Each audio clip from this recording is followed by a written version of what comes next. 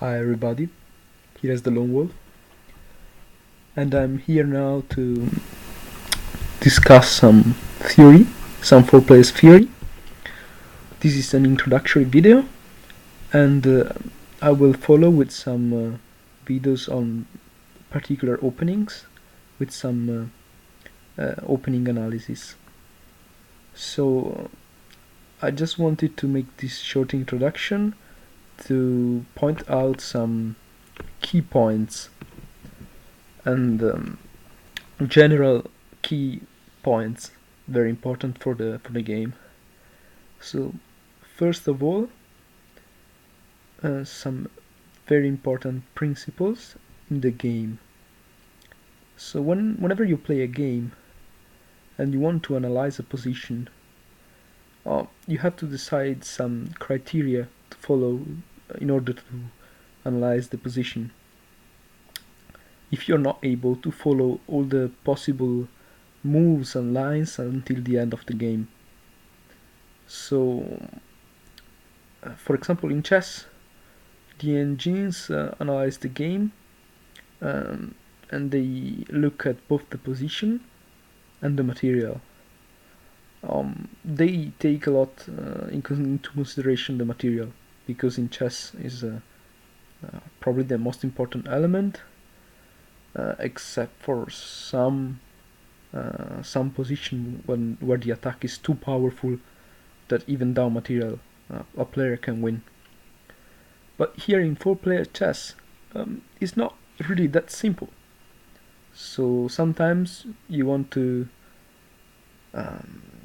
know if it's good for you to trade or not, for example, or what should you play in order to improve your position. What is a good plan for to achieve a good position. So the first thing, I think it's activity. First point, activity. So a position is good when you have activity of your pieces. Activity and coordination. These two things are very nicely, these two concepts are very nicely connected. So your pieces need to help each other, and also have a lot of possible moves. So a bishop in the center of the board will have a lot of moves more than a bishop in a corner, for example. So this bishop is active, this bishop is not active. There might be some good places anyway, so for example a bishop here with the fianchetto system can control a good diagonal after all, so it's not bad. And also there is a very practical advantage. In the center of the board, usually your pieces won't be protected, while on the side they are probably protected. So having a piece protected is very good. So you have to have active pieces, but also not to create a lot of weaknesses in your position. And leaving a piece not defended might be a weakness, because one of your opponents might attack it. Together with the activity, another very important thing is king safety and solidity of the structure. So you can't simply push all your pawns and go out with all your pieces. Your king won't be very safe there. So you need to take care of your king, and every move you play, you have to think if that is gonna damage your king position. So let's say you have a, I don't know, I'm playing random moves. I mean, what? That's not possible. Okay, is right to move? Okay, now red. If red wants to move this knight, he has to consider that this is a potential check. So these are concepts you always have to consider. Every time you move something, what's the effect on your king safety? Even from the first move. So I will now analyze openings, but I can anticipate that this move is already weakening your king safety, because look at these two pawns here. They are easy targets for diagonal pieces, so a diagonal can check your king by taking here. This is why this move is much more likely to be played at a high level. It activates two pieces at once, so it's a very good opening idea, and also creates this structure around your king. So it kind of creates a fortress for your king on the light squares. Also remember that every king starts the game on the light squares, and light squares and dark squares concepts can be quite useful in this game, especially in some lines. All the pieces of a certain color, so all the bishop, or light bishop will be trade, or all the dark bishop will be trade. That means, for example, let's say that all the bishops, the dark colored bishops are traded. That means that dark squares are safer than light squares for your king. These are things you have to consider. Okay, so activity and coordination. Then we have, of course, king's safety, and of course there is material. Material is always important. So even if your king is very safe and you have very active pieces, if you're down too much material, you're gonna lose, because your opponent will trade until you have no pieces left, and he still has. Okay, so how much important is material? So how can you consider material? Also, a very important concept is the material distribution. So how is material distributed between you and your partner? So, for example, if you have only half of your army and your partner has the whole army, that's a bad distribution. It's better to have 3/4 and 3/4. That's just an example. But you always have to take into account that having the material distributed equally between the two players is of course better. So my idea to calculate the material advantage would be to multiply the material of one player to the material of the other player. So let's say this player has a total of 10 in material, and this player has a total of 10 in material. Well, this player has 5 and this player has 15. If you multiply them, you will see very easily that the total amount for these guys, for red and yellow, is 100, 10 times 10, while 5 times 15 is 75. So you can see that red and yellow are advantage just because they have material divided better. So now they can play 2 versus 1 against green, and blue can't really help, maybe, because having less material, he needs more tempos to use his material, to activate his pieces. It's much more difficult to only play with one bishop or one rook than of course with the whole army. Okay, so these were the basic concepts. Now let's go into the openings. The most played opening is this, and it's very easy to understand why this is the very common opening, the most common opening, because queen and bishop are out immediately. Also it creates a very safe structure around the king, as I said before. So I highly recommend this opening as red, so as the starting player. Also, this opening avoids this. So if blue plays this, blue and green already lost the game if they all play correctly. And I will show you this first easy opening trap in the next video. So why this is so bad and already loses.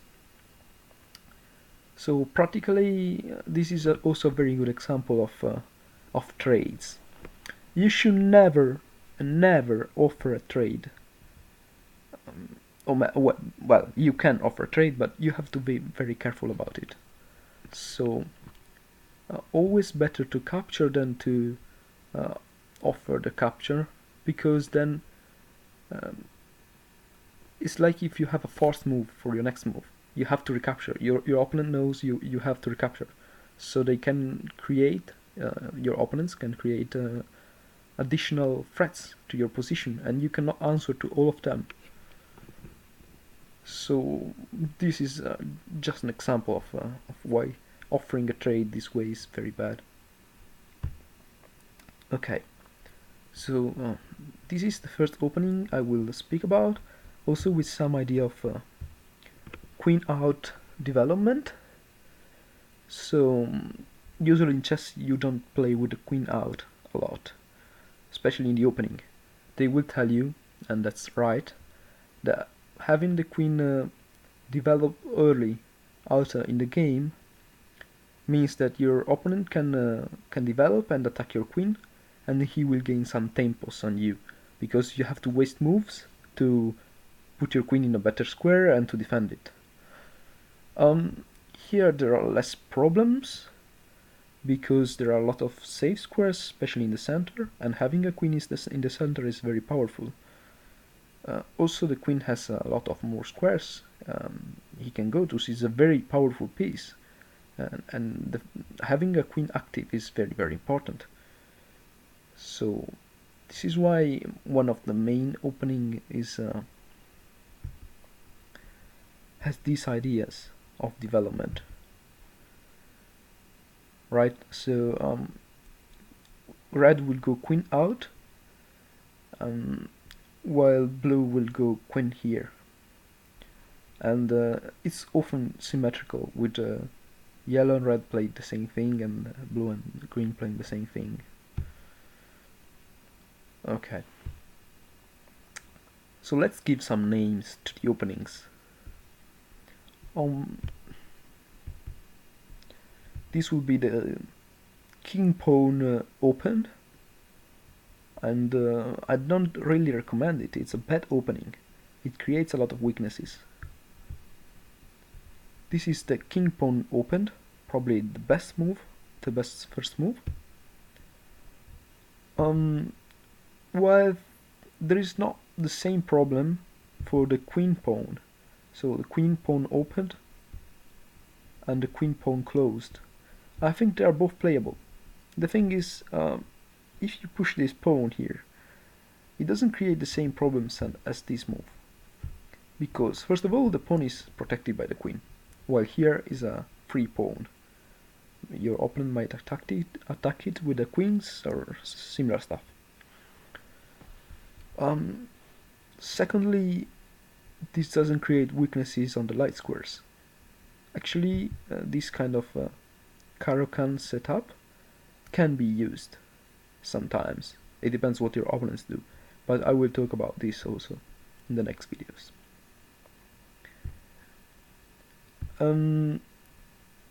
Alright, so I think this is the second most common opening, and it has the opposite ideas.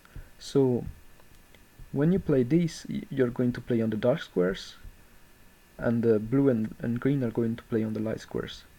When you play this, it's the opposite. So you are going to play on the light squares, and blue and green will play on the dark squares.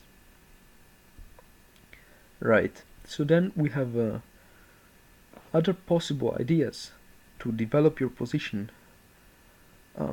I think they are all bad. Probably if you're red, you can play them because you still have one tempo of advantage on blue and green. But okay, let's analyze possible moves. This is the only move which might be possible to play. Uh, you always have ideas with the queen out, um, and you are attacking this pawn, so you can create something. But I don't particularly like this opening. It's very difficult to play if your opponent plays like this. It creates some weakness. I'm not a fan of this, but it's probably playable.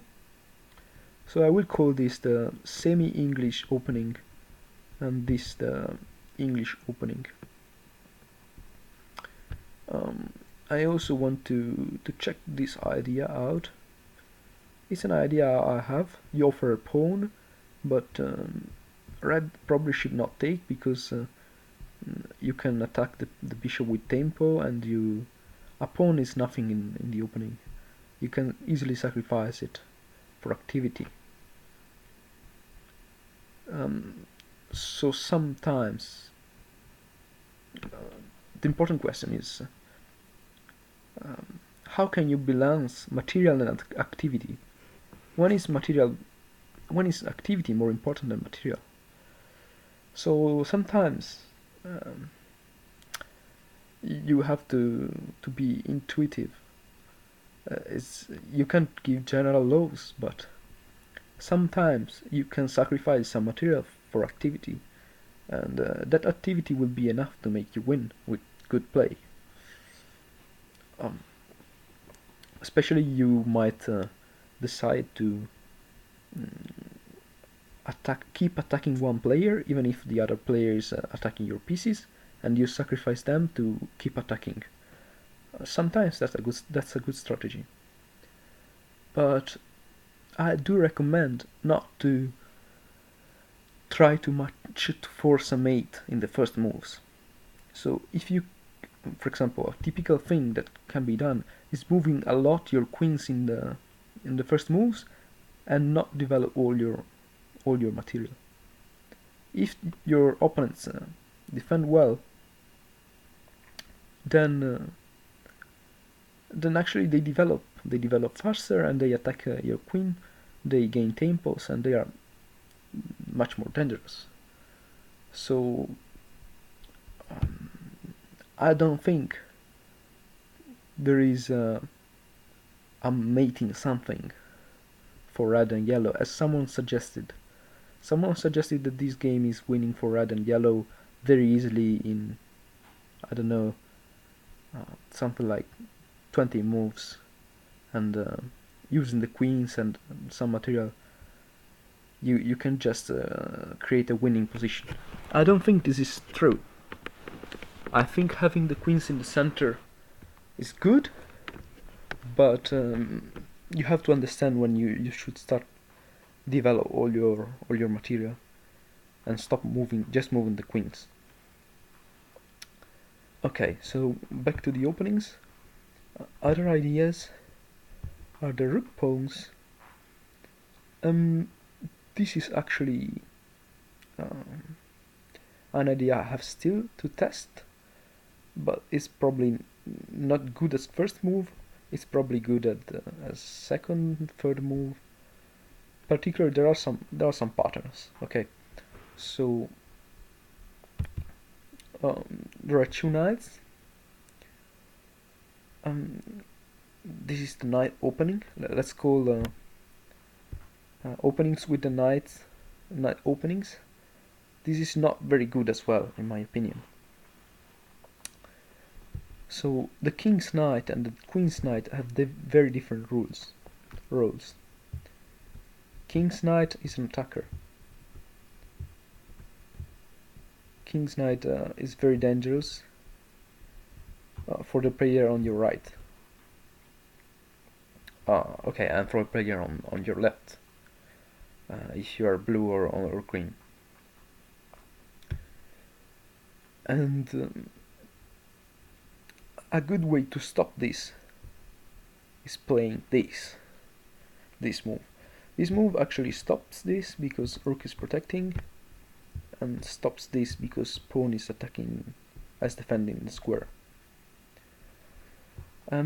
This knight is the defender because it can be used for checks. It's quite difficult to make it work, but it's a good defender of this diagonal. So if your opponent is gonna play some stuff like this is very good to protect your king from checks. And yeah, I should talk about checks. Checks are very dangerous. I didn't mention it talking about king safety, but check can be very lethal. Double checks are incredibly strong in this game. But also, if you have a knight here, you allow pawn here attacking your knight. So my suggestion is that you should play this before, just to avoid the other pawn attacking this pawn to stop your knight. So you don't want your knight to be stopped, and you are stopping the other guy's knight at the same time. So my idea is that you might play this between the first moves in the game, after having played something to open your bishops and queens. So it's the second thing you have to think about. And the same thing is for the other knight. This is a protective move, but you have to be aware that this is going to take a lot of tempos. So you have to choose carefully what to do. Every move is very, very important. Wasting a move is probably already losing. So if you play a move like this, I meant this, and then you play this, you've lost a tempo. This is already very bad. Is even more bad for blue and green, since of course red and yellow have the first move, so losing a tempo is like letting them start, right? Like in chess, it's like giving white to the opponent. Okay. Also, another thing we should talk about are fianchettos. I'm not a fan of this as well. Sometimes they might be useful. So for example, this fianchetto might be good against this move because notice it blocks the queen diagonal, and it opens up here. This might be good. Another position where it might be good is this, where you push a rook pawn, and the opponent answers with the fianchetto. If you take, he's gonna have a free rook, as you have. So I don't recommend to take. Sometimes it might be good, so you can take if your partner is threatening something else, because then you can check. But this is a good use of fianchetto sometimes. Also, another typical pattern is when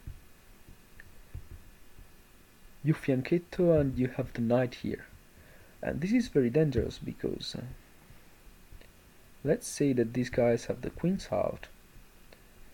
Red can take, and then yellow can defend, because pinning the pawn to the king. So this is something which I've seen in a lot of games. You have to be very careful for tactics here. So something like queen takes, and then blue checks yellow, so yellow can't really defend, and you lose the queen. But yeah, it is a good way to attack. Also now it's very difficult to stop queen takes and queen here and here. Or I mean, whatever, even if they defend some way like this is still winning.